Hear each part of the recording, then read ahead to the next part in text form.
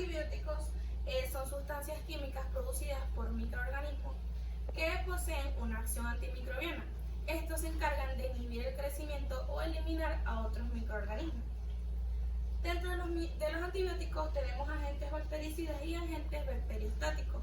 Los agentes bactericidas son aquel fármaco que destruye al microorganismo dentro de un huésped, mientras que el agente bacteriostático es aquel producto que inhibe el crecimiento de estos microorganismos dentro del individuo. Tenemos agentes quimioterápicos y agentes antibióticos, que se diferencian porque los agentes quimioterápicos son aquellos que son sintetizados del producto de un laboratorio, mientras que los antibióticos son producidos por microorganismos para eliminar a otros.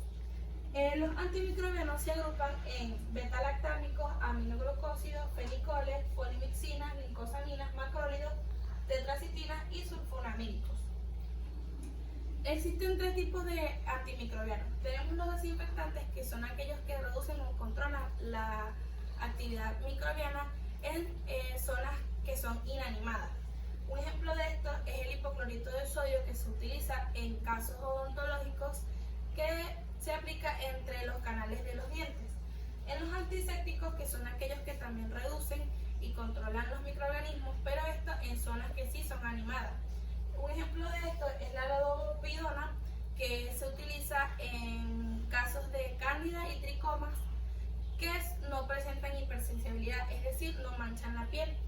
Por último, tenemos los de usos sistémicos, que son aquellos que reducen y controlan aquellos microorganismos que han invadido el tejido. Estos se pueden aplicar vía intravenosa o por vía oral. Tenemos la toxicidad selectiva, la cual está referida a la detección selectiva del crecimiento de microorganismos sin causar daño al hospedador. Esta se consigue realizando las diferencias entre lo que es el metabolismo y la estructura de estos, y también las características correspondientes de las células humanas.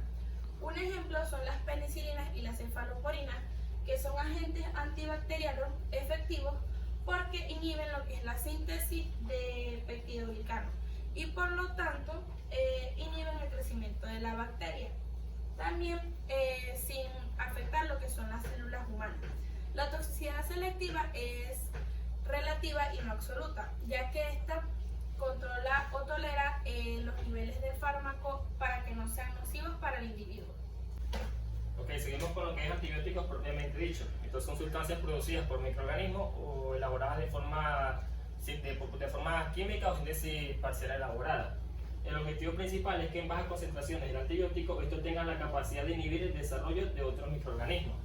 Algunas características ideales de los antibióticos: tenemos lo que es la toxicidad selectiva, el efecto bactericida, estos alcanzan los tejidos infectados y es de fácil absorción. La clasificación de los antibióticos: estos, según su origen, se dan de forma fúngicos o bacterianos. De forma sintética, estos son obtenidos por síntesis química. Entre ellos tenemos el astronam, el sulfonamida y el oxazilodinona.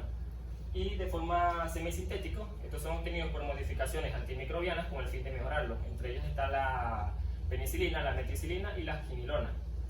Existen varios microorganismos bacterianos productores de antibióticos, dentro de los cuales se destacan lo que es la penicillium, el streptomyces, la cephalosporum, la micromonospora, el bacillium, el physidium y el actinoplanes. Según su efecto, el bacteriostático, este es el que inhibe la reproducción bacteriana sin eliminar la lisis en la bacteria. El bacteriolítico, este es el que inhibe, este es el que causa la lisis bacteriana en la bacteria, y el bactericida es el que mata irreversiblemente a la bacteria.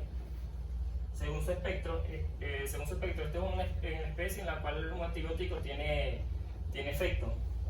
Lo que tenemos de forma amplia como unos microorganismos como lo que es la cefalosporina, la tetraciclina, el clorafenicol, y el imipenem.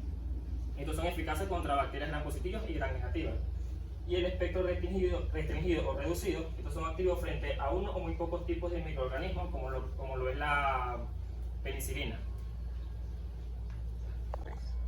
Para seguir con la clasificación de los antibióticos, vamos a hablar sobre según su mecanismo de acción. Estos se van a dividir en según la inhibición de la síntesis de la pared celular, según la alteración de la permeabilidad, según la inhibición de la síntesis de los ácidos nucleicos y la inhibición de la síntesis proteica. La inhibición de la síntesis de la pared celular. El efecto destructor de los antibióticos que afectan a la síntesis de la pared celular debe su característica sobre un grupo de enzimas llamadas transpeptidasas. Estas van también a colaborar con las autolisinas que van a formar, se van a adherir a la pared bacteriana y van a generar una ruptura osmótica creando canales donde se va a inyectar líquido extracelular en la bacteria y esta va a explotar y así va a eliminar. Dentro de esta categoría están las penicilinas, que van a pertenecer a su misma vez como las penicilinas, las ampicilinas y las amoxicilinas. Las penicilinas son un grupo de fármacos que se utiliza para tratar enfermedades como la amigdalitis, neumonías y las del tracto urinario. Así como la amoxicilina también son antibióticos que son utilizados para tratar infecciones respiratorias y infecciones de la piel. También están los carbapenémicos, que son fármacos beta-lactámicos estructuralmente distintos a las penicilinas y a la cefalosporina. El fármaco más prominente dentro de los carbapenémicos es el imipenem, que es un antibiótico de amplio espectro frente a bacterias gram positivas, gram negativas y anaerobias. Y este es efectivo frente también ante muchos cocos. También están los monolactámicos como el Aztreonam, que es el monolactámico más utilizado actualmente, ya que tiene una gran actividad frente a bacilos gram positivos, así como enterobacterias y el género Pseudomonas. Este se utiliza cuando hay hipersensibilidad a las penicilinas. Y también están las cefalosporinas, que son antibióticos beta-lactámicos derivados del ácido 7-aminocefalosporínico. Este grupo de antibióticos también tiene una amplia variedad frente a muchas bacterias que ocasionan muchas enfermedades. También están los que afectan la síntesis de proteínas. Existen varios fármacos que inhiben la síntesis proteica bacteriana sin necesidad de intervenir específicamente o significativamente en la síntesis de las células humanas.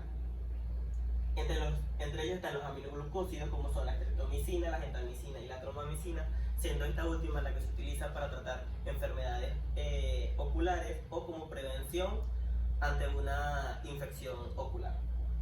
Esto tiene un efecto tóxico en los riñones y en las porciones auditivas y vestibulares del octavo par craneal.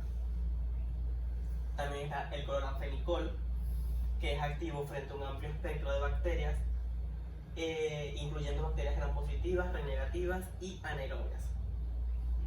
También están los macrólidos, que son este tipo de antibióticos que además de su efecto antibacteriano, aportan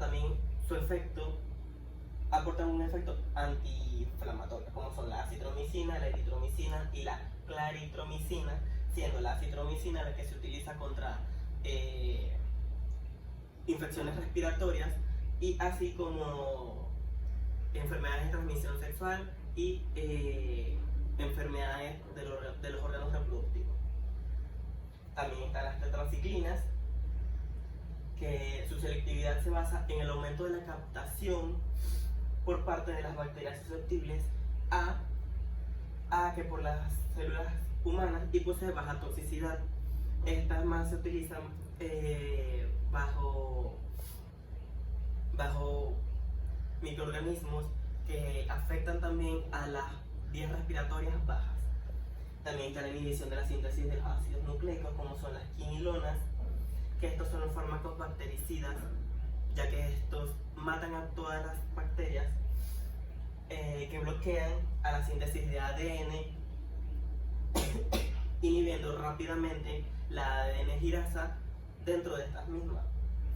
Entre estas están la ciprofloxacina, el norfloxacino y el ofloxacino. Estos son antibióticos de amplio espectro frente también a muchas bacterias.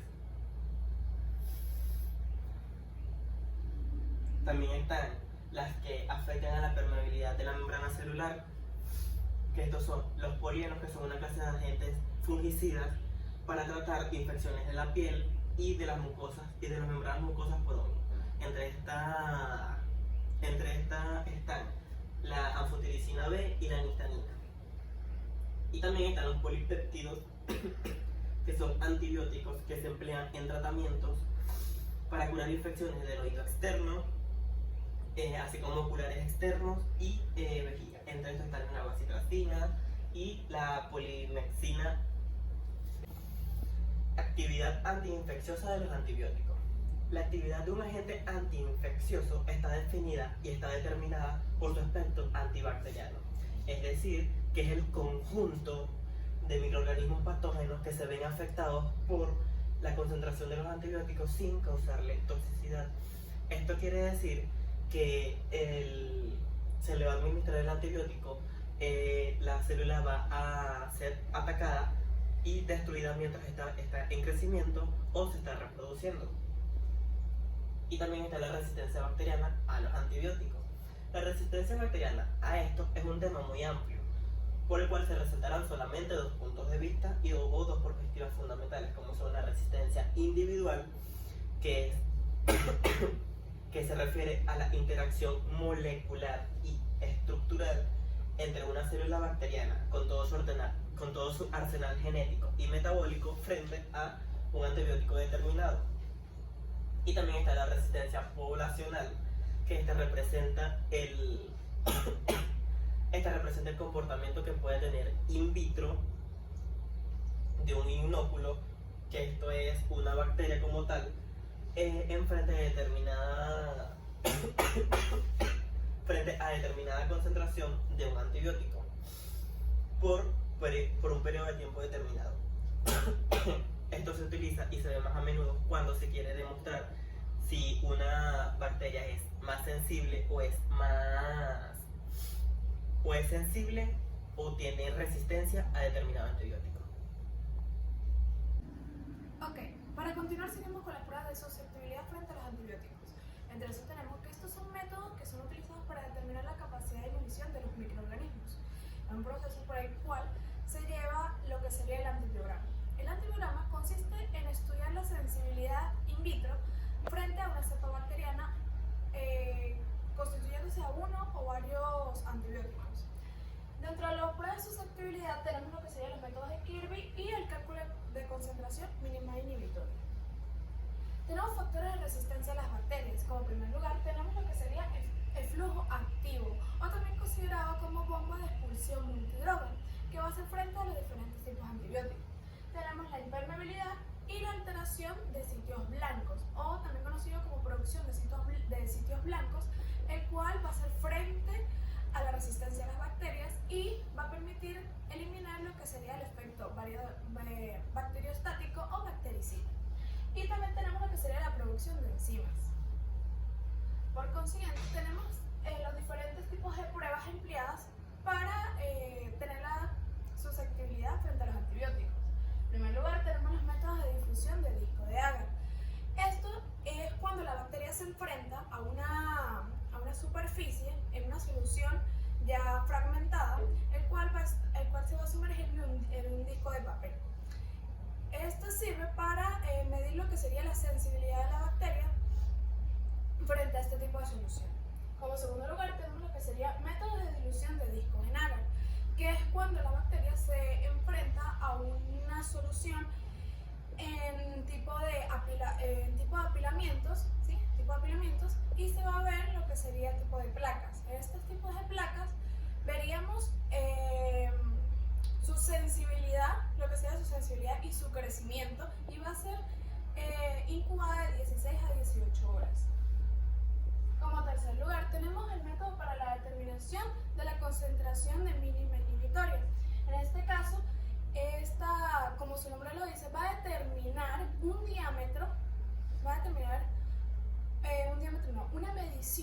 una medición de la zona a inhibir para luego extrapolarizar. Método de dilución en caldo. Este es considerado uno de los más utilizados, ya que a través de tubos o pocillos se va a observar lo que sería